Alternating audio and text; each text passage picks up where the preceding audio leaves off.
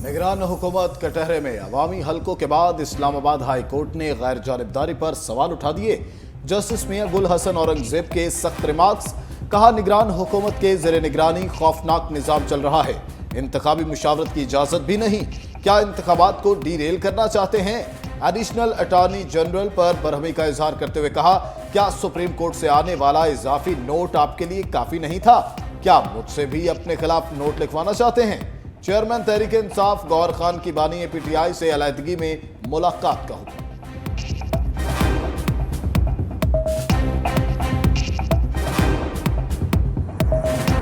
PTI से इंतखाबी निशान बल्ला छीनने की साजिश हो रही है। शफाफ इलेक्शन ना हुए तो मुल्क तबाह हो जाएगा। दो ही रास्ते हैं, अवाम फैसला करे या अदलिया। चेयरमैन पीटीआई बैरिस्टर गौहर की प्रेस कॉन्फ्रेंस। लीगी रहनुमाओं की अदलिया मुखालिफ वीडियोस चला दी। बोले, नून लीग की क़यादत सुप्रीम कोर्ट और हाई कोर्ट पर हमलावर है। ये इलेक्शन कमीशन को जरगमाल बनाए बैठे हैं। इलेक्शन कमीशन के पास इंटर पार्टी इलेक्शन के मामला देखने का इख्तियार नहीं। सरदार लतीफ खोसा ने कहा, लंदन प्लान के तहत फैसला कर लिया गया है कि बादशाह सलामत को चौथी बार वज़ीर आज़म बनाना है। ये केयर टेकर नहीं, अब चेयर टेकर बन चुके हैं।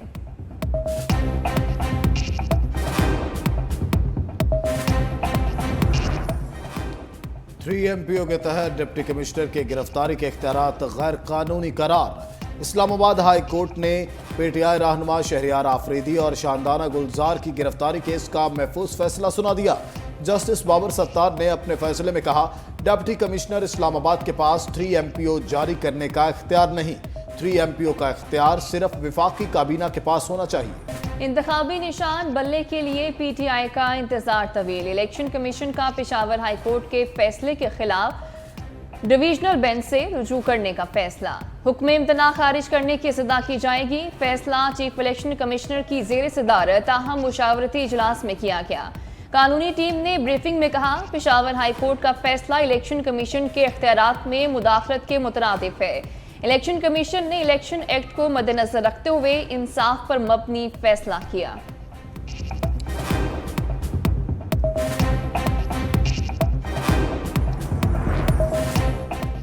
पीपल्स पार्टी मुतहदा को बिखेरने लगी। कराची की सियासत में बड़ा सरप्राइज। एमकेएम राब्ता कमेटी के 2 साबिक अरकान रजा हारून और अनीस एडवोकेट पीपल्स पार्टी में शामिल हो गए।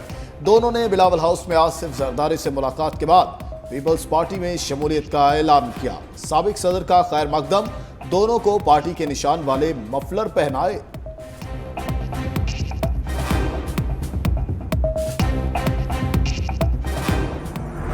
कराची की सियासत में जोड़ तोड़। मुस्लिम लीग नून की एमकेएम, जीडीए और जेयूआई से मिलकर इंतखाबी इत्तेहाद बनाने की कोशिशों को झटका। शहबाज शरीफ की एमकेएम से मुलाकात के दौरान सीट एडजस्टमेंट पर पेशरफ्त ना हो सकी। एनए 242 पर शहबाज शरीफ और मुस्तफ़ा कमाल आमने सामने। साद रफ़ी की जीडीए रहनुमाओं से मुलाकात। मीडिया से गुफ्तगू में जीडीए के तहफ़्फ़ुज़ात को जायज़ करार दे दिया।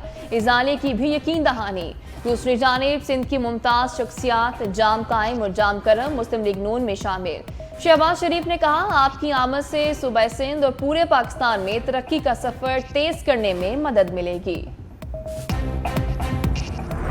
नवाज शरीफ आएगा, मोटरवे बनाएगा। शहबाज शरीफ ने अहले कराची को नया ख्वाब दिखा दिया। इलेक्शन में कामयाबी के बाद कराची के मसाइल हल करने का वादा। पीने के पानी और पब्लिक ट्रांसपोर्ट का मसला हमेशा के लिए खत्म करने का वादा। साबिक वज़ीर आज़म की एमकेएम क़यादत और एनए 242 में कारकुनान से मुलाकात। कहा, जो लोग पाकिस्तान में इंतशार देखना चाहते हैं उनकी साजिशें अरूज पर हैं। कराची की रोशनियां बहाल करने के लिए एमकेएम से मिलकर चैलेंजेस का सामना करेंगे। इलेक्शन फैसला करेगा पाकिस्तान ने किस तरफ जाना है। अवाम जैसा मैंडेट देंगे वैसा निजाम हुकूमत चलेगा।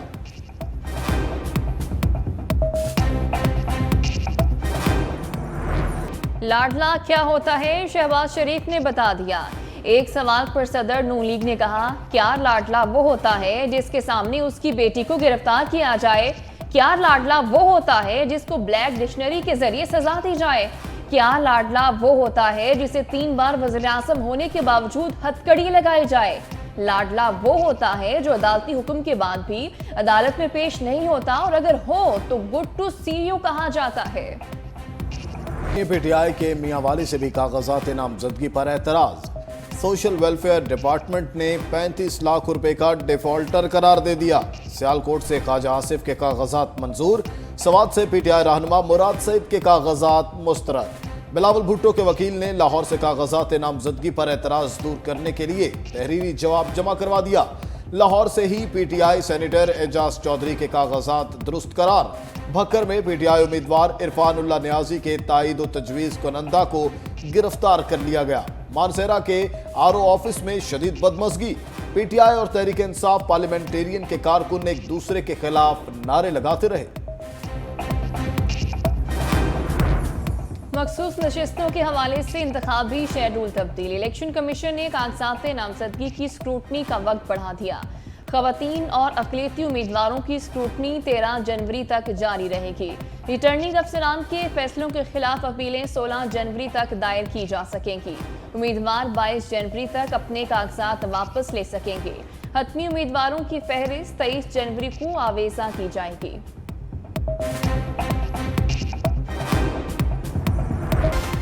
हुकूमत पाकिस्तान ने IMF की एक और शर्त पूरी कर दी। तवानाई शोबे के गर्दशी कर्जे में कमी के लिए 400 अरब रुपए जारी करने का फैसला। जून 2024 तक मजमूई तौर पर हुकूमती पावर प्लांट्स को 260 अरब और के इलेक्ट्रिक को 140 अरब जारी करने हैं। वजारत खजाना इब्तदाई तौर पर हुकूमती पावर प्लांट्स को 140 अरब रुपए और के इलेक्ट्रिक को 57 अरब रुपए जारी कर रही है। 197 अरब में से 70 अरब हुकूमती पावर प्लांट से कर्ज वापस लिया जाएगा। गैस सेक्टर के गर्दशी कर्जे में कमी के लिए 65 अरब गैस कंपनियों को मिलेंगे। पाकिस्तान स्टॉक मार्केट में कारोबार का मुस्बत रुझान, 100 इंडेक्स में 398 पॉइंट्स का इजाफा। इंडेक्स 62,491 की सतह पर बंद। इंटरबैंक में डॉलर 53 पैसे कमी से 281 रुपए 40 पैसे का हो गया।